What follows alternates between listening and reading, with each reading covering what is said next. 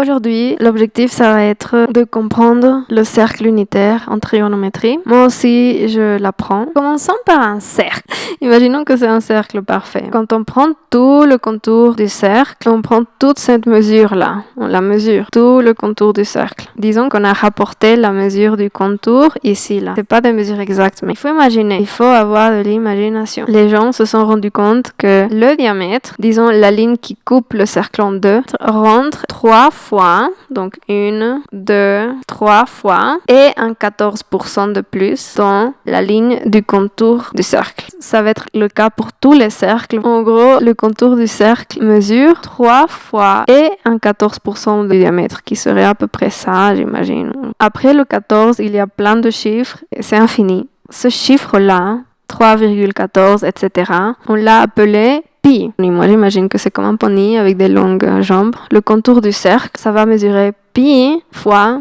le diamètre. Donc ça, c'est le premier pas. Et maintenant, on va passer au cercle unitaire. Donc le cercle unitaire, c'est un cercle petit. C'est un cercle petit parce que le diamètre de ce cercle mesure 2. Vu que le diamètre mesure 2, pourquoi ce cercle s'appelle unitaire à la place de 2 terres? Il s'appelle unitaire parce que c'est pas le diamètre qui mesure 1, mais c'est le rayon qui mesure 1. Donc c'est la moitié du diamètre qui mesure 1. C'est comme une aiguille d'une horloge. Cette aiguille, elle mesure 1.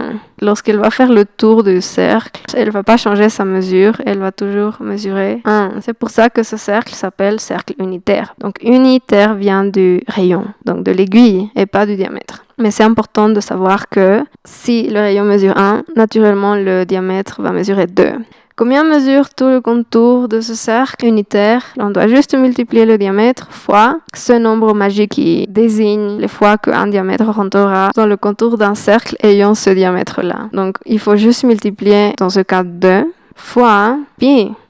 Ce fois, d'habitude, on ne l'écrit pas. 2pi. On sous-entend que c'est 2 fois pi. En trigonométrie, plutôt que de travailler surtout avec des degrés, on travaille avec des radians. Donc, par exemple, cet angle-là, en degrés, ce serait 50 degrés. Mais en radians, ce qu'on cherche, en fait, c'est savoir combien mesure cette portion d'arc de cercle, dans le cercle unitaire. Moi, j'aime bien avoir cette image de pizza.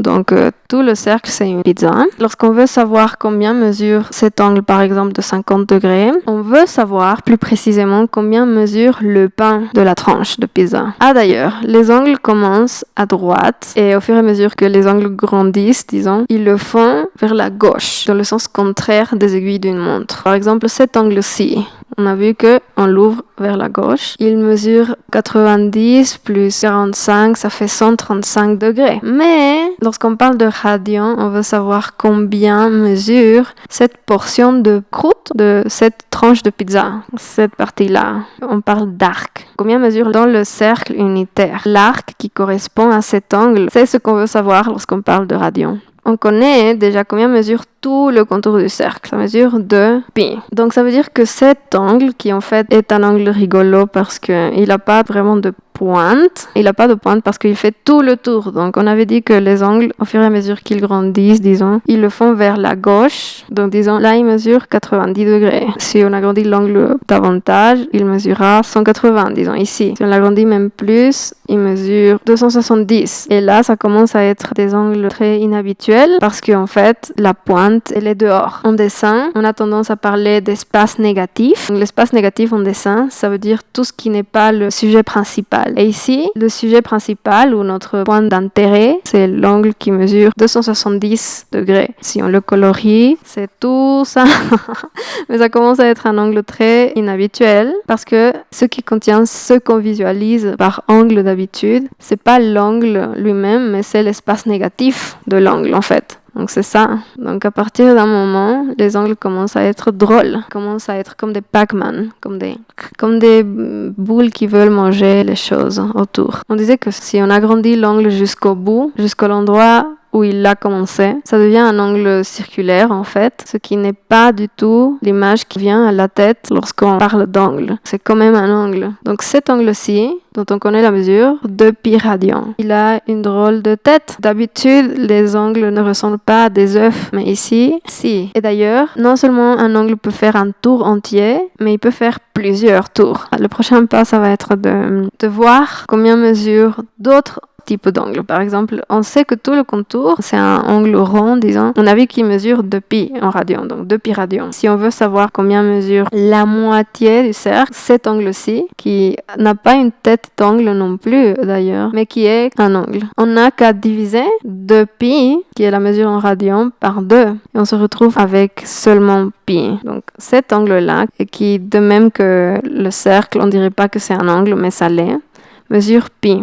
Ces détails semblent très évidents, mais pour moi, c'était pas des choses évidentes. Parce qu'en fait, faire des divisions avec des choses qu'on peut toucher, comme des pommes, en fait, tu peux les toucher et c'est plus facile de faire des divisions, même si elles sont un peu compliquées. Mais là, avec pi, c'est un concept un peu abstrait qu'on peut pas toucher comme on peut toucher les pommes. Alors, ça veut dire que même les opérations les plus simples, comme une division par 2 avec pi, semblent quand même un peu abstraites. C'est pour ça que j'aime bien imaginer que pi est un pony. Il y en a 2, donc la moitié de 2 ponis, c'est combien? C'est 1 pony. C'est cool, donc 1 pi. 90 degrés, ce serait pi à la moitié. La moitié de la moitié, ce serait pi sur 2. Si la moitié mesure pi, donc la moitié de la moitié mesure pi sur 2.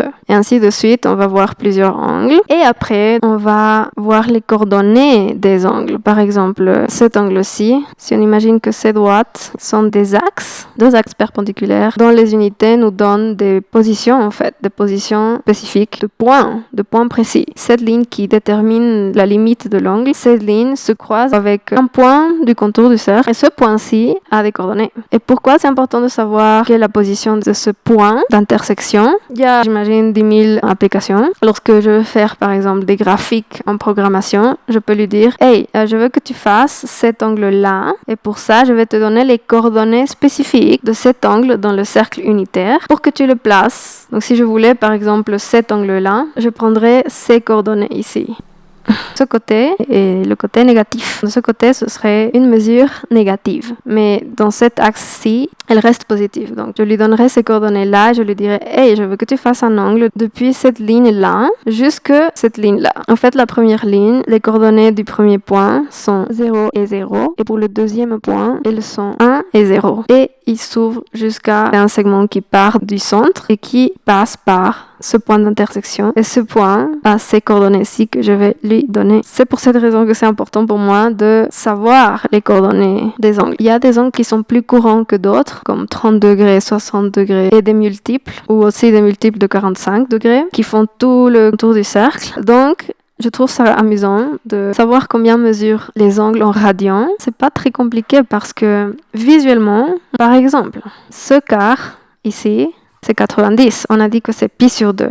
2 fois ce quart, on connaît déjà. On a vu que c'est pi. 3 fois ce quart, combien ce serait? On a 3 quarts. On connaît cette mesure-ci d'un quart, donc pi divisé par 2. 3 quarts, tout simplement, ce serait pi sur 2 fois 3, parce qu'on a 3 quarts. Si un quart correspond à pi sur 2 radians, donc 3 quarts correspondent à pi sur 2 fois 3 radians. Et c'est aussi simple que ça, en fait. Passer par l'approche visuelle d'abord, c'est très utile pour juste déduire les mesures du cercle. Et il y a ça d'une part. Et d'autre part, il y a les coordonnées des angles, comme j'ai dit. Et ça, en fait, c'est plus facile que ça en a l'air également, parce que si on connaît les 4 principaux angles dans un quart, donc ce serait 30, 45, 60 et 90 degrés, il est beaucoup plus facile de déduire les coordonnées des autres quarts, parce qu'il faut tout simplement juste changer le signe. Par exemple, ce quart ici aura des mesures négatives dans l'axe horizontal et des mesures négatives aussi dans l'axe vertical. Donc, il faudra juste tout simplement changer le signe des coordonnées. Disons par exemple, cet angle-ci,